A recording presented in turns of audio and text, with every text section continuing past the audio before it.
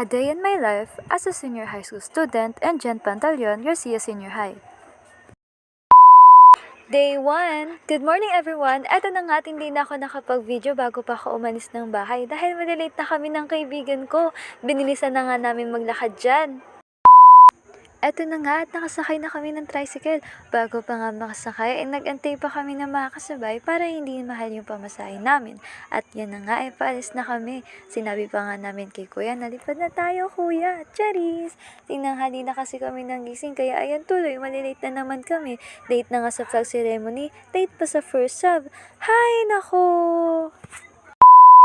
At yan na nga, andito na ako sa school namin. Umakyat nga pala kami niyan sa second floor kasi may papasa kami.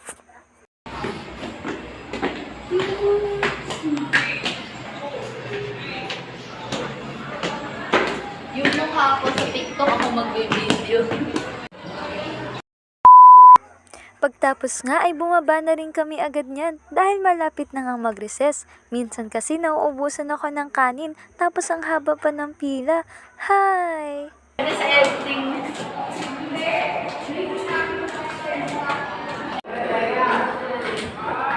Gets the late away. Dito.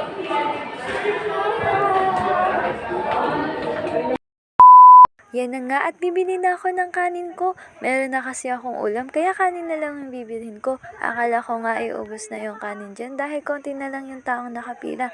Pero ayun, buti na nga lang meron pa. Sama sa vlog namin niya.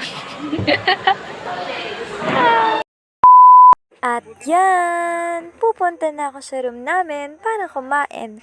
Kain tayo guys, tara!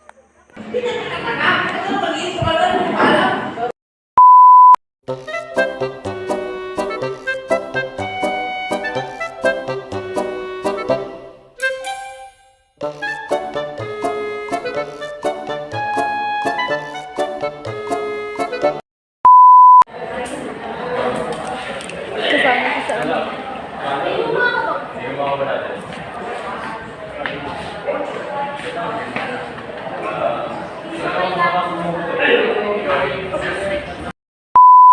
Pagtapos ko nga kumain ay nag-drawing na ako niyan para makapasa agad ako. Since CSS time naman na yung next ay sinimulan ko na. Di ko nga alam kung okay na ba yung drawing ko. Basta sa akin okay na yan. Sus!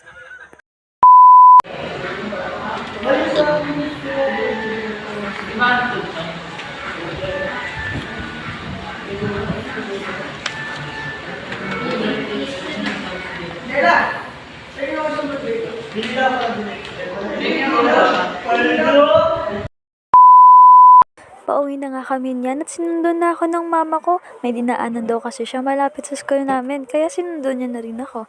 Eto nga at tirik na tirik nga yung araw, buti na lang ay naka-jacket ako. Dahil kung hindi ay sunog talaga tayo niyan, aray ko! Eto nga at medyo malapit na kami sa bahay namin. Sabi pa nga ni mama ay malalabad pa nga yung e-bike, pero buti na lang ay malapit na kami dahil kung hindi ay mauuwi talaga kami sa tulak.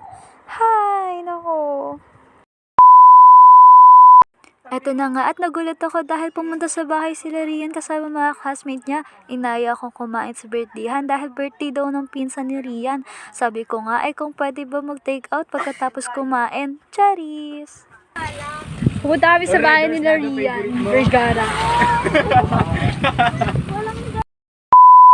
So eto nga ay naghihintay kami na tawagin dahil nagluluto pa nga daw sila tita. Kasama ko nga pala dyan yung kaibigan ko at classmates ni Rian.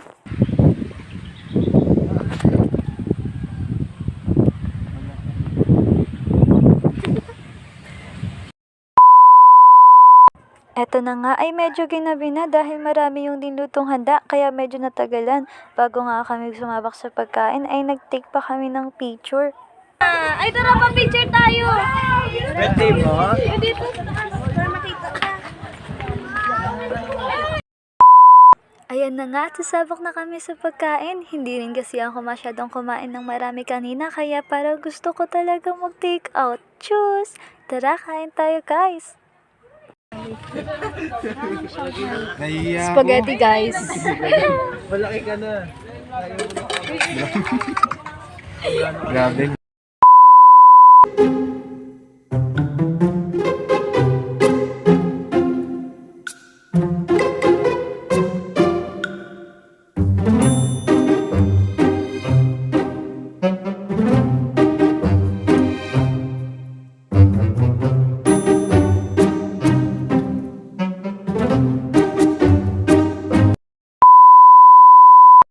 guys, hinatid nga pala ako ng kaibigan ko sa labas ng bahay namin. Pansin nyo nga na medyo madilim na dito sa labas dahil yung iba ay tulog na rin.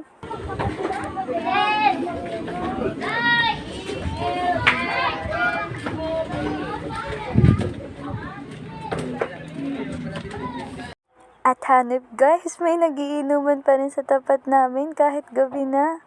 Hay nako!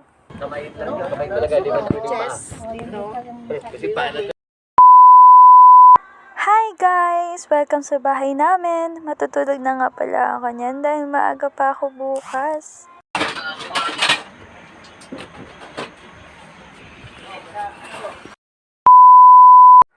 Bye-bye guys! Sleep well sa inyo. Good night! Bye-bye!